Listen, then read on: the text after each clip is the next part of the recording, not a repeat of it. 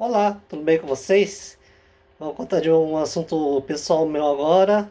Vou falar sobre depressão. Eu tive três depressões. A primeira foi em 2008. Apareceu porque eu era concurseiro, estudava para concursos públicos. Isso foi de 2002 até 2008.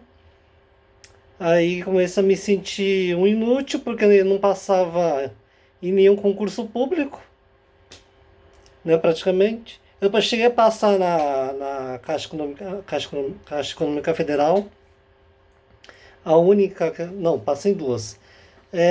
Então, primeiro foi a Caixa Econômica Federal, foi em 2002. Minha classificação, lembro até hoje, foi 1243. Aí demorou 2 anos para ser chamado. Comecei a trabalhar com um público mais básico e infelizmente, eu só aguentei o tempo de experiência de 3 meses.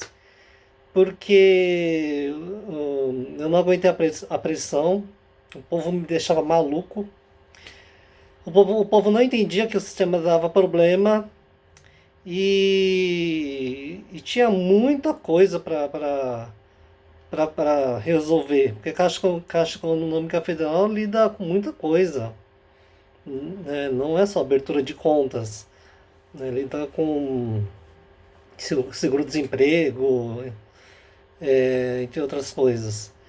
É, eu fazia a parte de abertura de contas, poupança, corrente e as outras coisas que pareciam problemas, um ligado ao outro. Aí não estava aguentando. A gerência percebeu que eu estava mal. Tentaram ver se tinha vaga em algum departamento interno, só que infelizmente não tinha vaga. E como eu já estava mal, teve um dia que minha vista ficou escura, quando estava indo no banheiro. Senti que estava começando a ficar doente. E quando acabou o tempo de experiência, eu tive que pedir demissão porque não estava aguentando mais. Era muita pressão. Aí, em 2008, passei em outro concurso público para a Prefeitura de Diadema. No edital estava escrito que era para a área fiscal, era um trabalho interno. Só que quando eu cheguei lá, já já já achei estranho, que era um hospital. Eu já não estava me sentindo muito bem. Aí as vagas eram só para a área médica. E como eu fui surpreendido assim de última hora, eu já estava mal, aí não tomei posse. É isso que eu fiz. Voltei para casa, já estava mal, piorei, aí veio a primeira depressão. Que é assim, é normal a gente ter dias de tristeza, às vezes, mas quando a tristeza se torna frequente, todos os dias, quando aparecem outros sintomas de você começar a perder apetite, ou comer mais, tem gente que come mais, mas no meu caso foi perda de apetite, não conseguia sair de casa, falta de vontade, aí vem a primeira depressão. Aí me tratei com um psiquiatra, tomei o remédio mais fraco do mercado, que é a fluoxetina. Graças a Deus me curei em um ano. Em 2009 estava curado. Aí a segunda depressão veio em 2016. É que eu trabalhava no escritório de contabilidade, eu emitia notas de serviços e gerava impostos e mandava algumas declarações para a Receita Federal. Eu entrei nesse escritório em 2011. Aí a partir de 2014 começou a complicar. porque o chefe estava começando a adquirir clientes que tinham muito dinheiro, só que eram clientes muito chatos. Eram clientes que queriam as coisas para ontem. E eram clientes problemáticos, cheios de dívidas. Aí a gente tinha que resolver essas dívidas. E o chefe que tinha que resolver as buchas deixava para nós funcionários. Aí, olha o que eu fazia. É, eu vou contar uma coisa interessante para vocês agora. O profissional de TI atendia a gente à distância. Ele usava um programa chamado TeamViewer. É acesso à distância. E um dia eu quis aprender esse programa e ele me ensinou. Olha a maluquice que eu fiz. Isso foi de 2014 a 2016. Eu tinha mais de 100 clientes. E vários clientes eu tinha que emitir muitas notas fiscais de serviços. Eu colocava lá o CNPJ de quem emitia, na descrição eu colocava se tinha retenção de imposto, para qual tipo de serviço era prestado, é, eu emitia os impostos, o ISS, e os impostos federais, né? O IRPJ, a contribuição social, e o DAS, que é o Imposto do Simples Nacional. O DAS, que é o Imposto do Simples Nacional. DAS significa Documento de Arrecadação do Simples. Eu fazia tudo isso. E ainda mandava algumas declarações para a Receita Federal. Eram declarações de contas pagas. Aí os clientes tinham que mandar todos os comprovantes de pagamentos e tinha que fazer essas declarações para a Receita Federal. Aí de 2014 a 2016, olha a maluquice que eu fiz. Para dar conta do trabalho, eu escondia lá no monitor do trabalho, aquela luzinha ficava piscando no monitor. E lá já tinha o TeamViewer instalado. Aí eu instalei o TeamViewer no notebook onde eu morava. Aí eu fazia o trabalho final de semana, isso mesmo. Eu acessava remotamente o computador do escritório para conseguir dar conta do serviço. Eu emitia as notas fiscais de serviços, eu gerava os impostos, mandava as declarações para a Receita Federal. E a minha cabeça, o meu mental, aguentou isso por 2 anos. Porque que o Brasil já estava em crise e o escritório estava demitindo pessoas. Aí quem ficava sobrecarregado, eu era um deles. E eu aguentei isso até 2016. Aí em 2016 eu falei com o chefe, eu fui sincero com ele que eu estava começando a me sentir mal e eu nem dava para pedir licença, porque eu já sabia que o escritório não iria melhorar, porque o chefe ele se preocupava apenas com as coisas pessoais dele, de trocar de carro, de reformar a casa dele. Ele não investia no escritório. Então, como eu sabia que aqui o escritório não ia melhorar, eu pedi demissão. Que eu já tava me sentindo mal, já estava me sentindo estranho. Aí vem a segunda depressão. Aí me tratei de novo com psiquiatra. Aí me tratei também com psicólogo. Aí tomei remédio de 2016 a 2017. Aí eu fiz uma besteira que eu nunca mais farei. Porque eu tava bem e eu parei de tomar os remédios. É.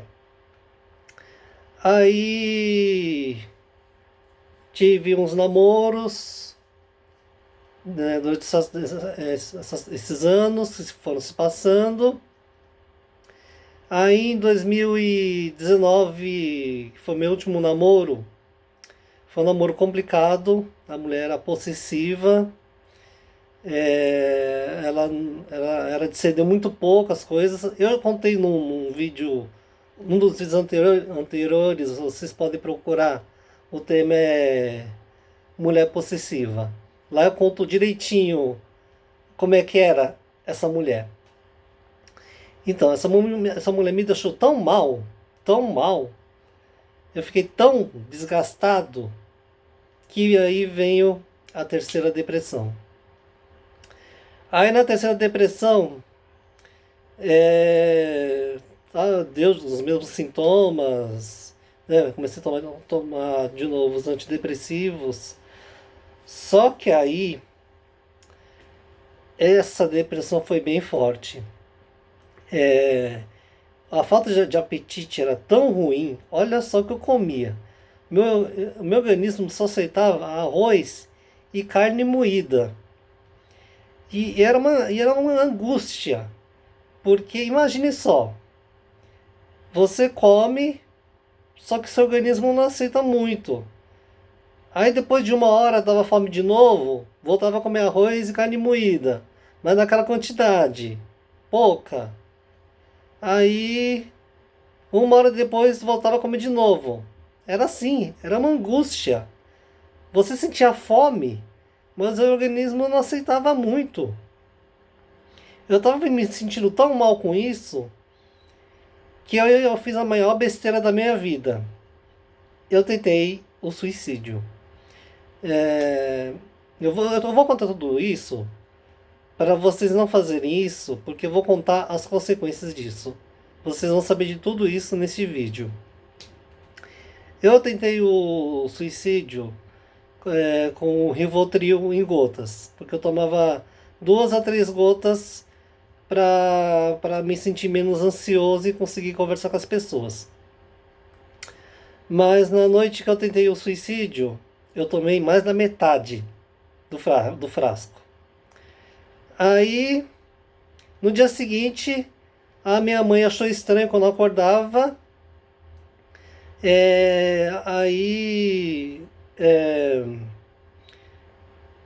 minha mãe foi lá tentar me acordar, eu tava grog.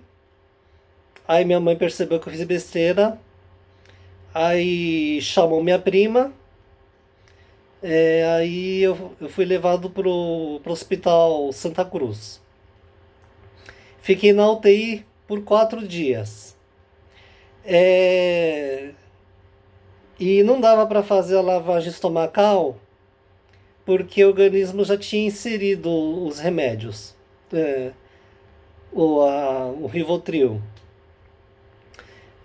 Aí, depois de 4 dias, quando eu achava que ia para o quarto, que era essa notícia que eu tinha recebido, na última hora me disseram que eu teria que ser internado no hospital psiquiátrico. Imagine como é que eu me senti. Eu comecei a chorar e implorei para minha mãe que eu nunca mais ia tentar me matar. Queria muito voltar para casa. Não queria ser internado no hospital psiquiátrico, mas não teve jeito. Porque quem tenta se matar e vai para o hospital é regra ir para um hospital psiquiátrico. Aí eu fui. Fui no lugar chamado API, a Associação de Psiquiatria Integrada, que fica perto da Avenida Indianópolis, lá na região de São Judas. E eu fiquei lá durante 15 dias. Era horrível, me sentia numa prisão. Lá as pessoas que eu via, tinha uma pessoa lá que andava para lá e para cá, sem parar e falando sem parar também, falando em português, em inglês.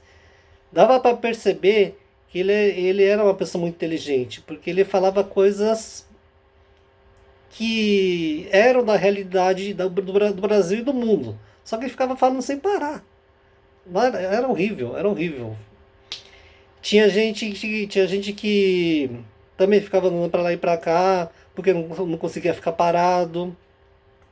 Teve um paciente que eu fiquei sabendo que ele tinha surtos de tentar matar, né, alguém. Teve isso também. Aí depois desses 15 dias eu recebi alta. Só que aí eu teria que fazer terapia. Eu esqueci o nome do lugar. Só que a terapia era todo dia. E era longe. Eu morava perto do metrô Praça da Árvore. Aí a clínica ficava perto do metrô Alto da Boa Vista, na linha 5 Lilás. Eu consegui nos primeiros dias, só que eu passava mal no metrô porque ainda estava me recuperando. Só que eu não aguentei. Não aguentei porque era muito pesado, porque eu ficava o dia inteiro lá. Aí a consequência disso, olha qual foi. Eu tive que passar pela segunda internação de um hospital psiquiátrico. Aí eu fui internado no Hospital Bezerra de Menezes, lá em São Bernardo do Campo. É o mesmo lugar onde foram internados o cantor Lobão e o cantor Raul Seixas. E lá são 3 etapas. Eu tive sorte que na primeira etapa, que era um quarto que não tinha nada, era totalmente fechado. Não tinha banheiro, não tinha televisão, não tinha nada. Eu tive sorte que eu fiquei apenas uma noite lá.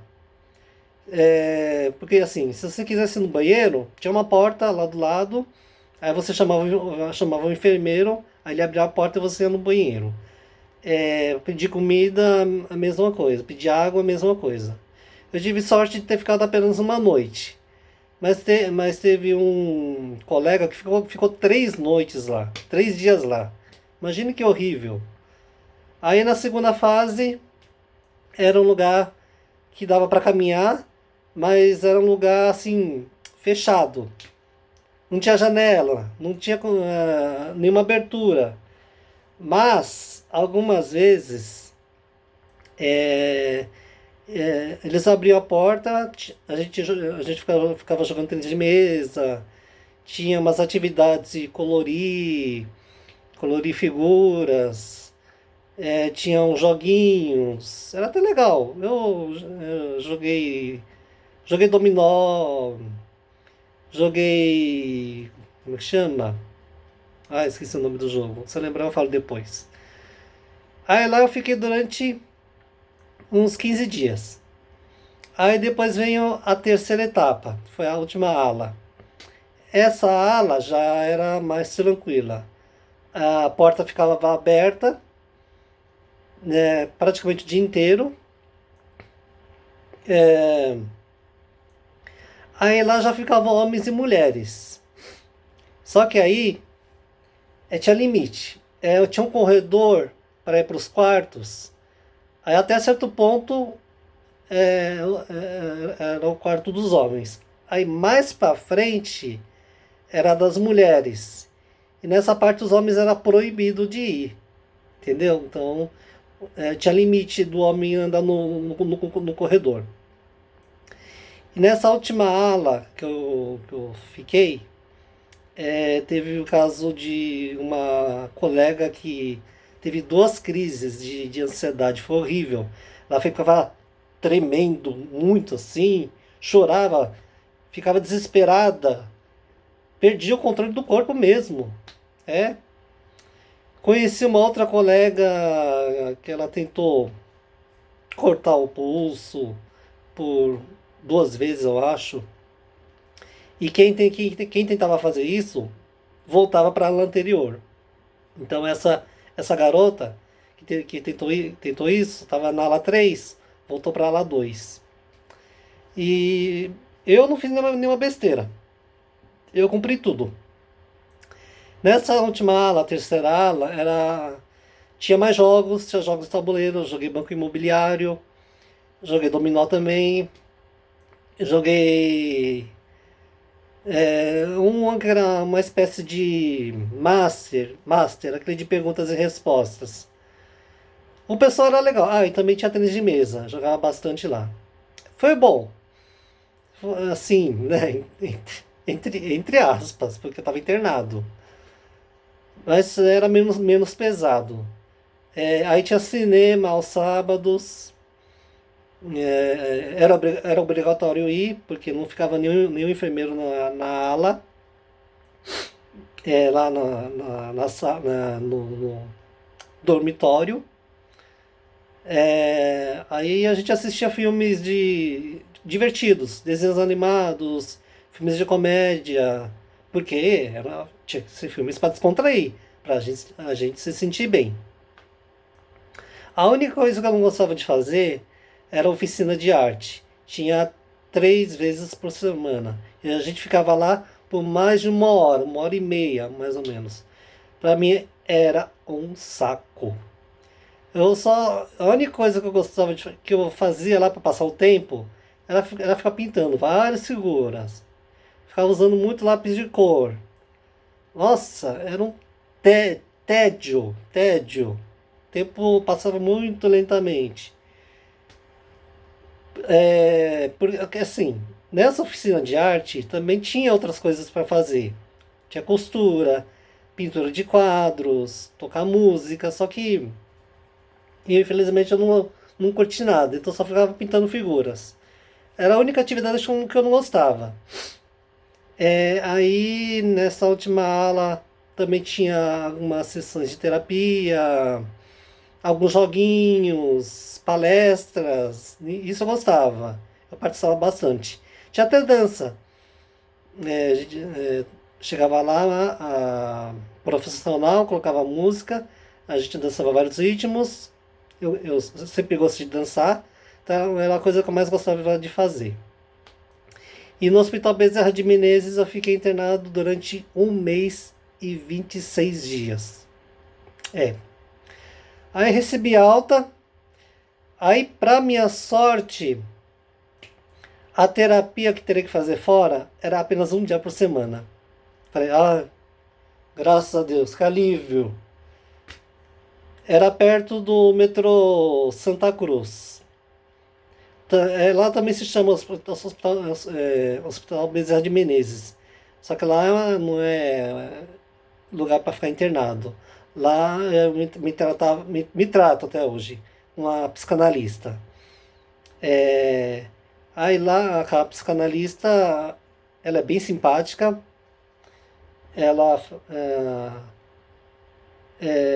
a terapia é boa porque ela é simpática. Tinha joguinhos de cartas, assim. Algumas perguntas que eu tinha que responder, por exemplo, como é que eu estou me sentindo hoje, o que eu faria em tal situação. Eram várias perguntas para eu falar como é que eu deveria agir, como eu deveria pensar.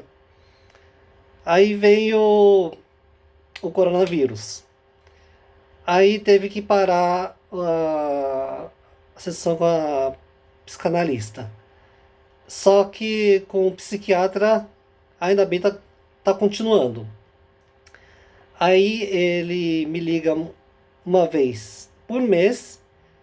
Aí eu converso com ele, falo como eu estou. Graças a Deus eu estou bem. Eu estou tomando direitinho os antidepressivos. Nunca mais vou parar de tomar. Não vou repetir essa besteira. Porque não, porque senão vou ser internado de novo. E o psiquiatra me falou uma coisa que, por incrível que pareça, eu fiquei satisfeito. Eu vou ter que tomar os antidepressivos até o fim da minha vida. Eu fiquei satisfeito porque eu não quero ter a quarta depressão. E uma coisa que eu li um dia, quem tem mais de uma depressão tem tendência a ter mais.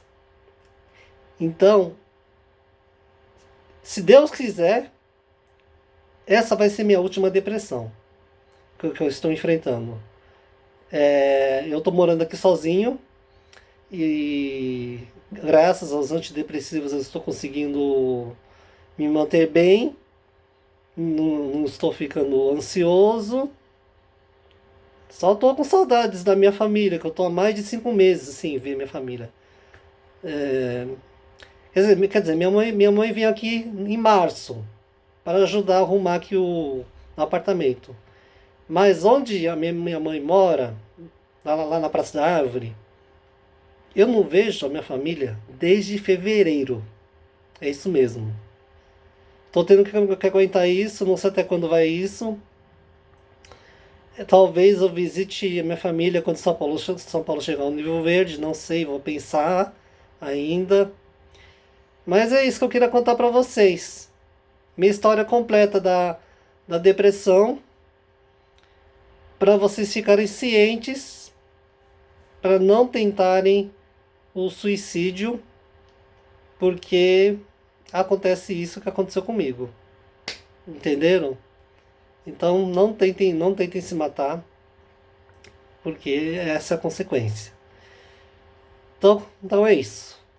Se vocês gostaram do vídeo, clique no botão joinha, clica no botão inscreva-se e compartilhe o vídeo com pessoas legais que vocês conhecem para assistir esse vídeo importante, porque depressão é a doença deste século.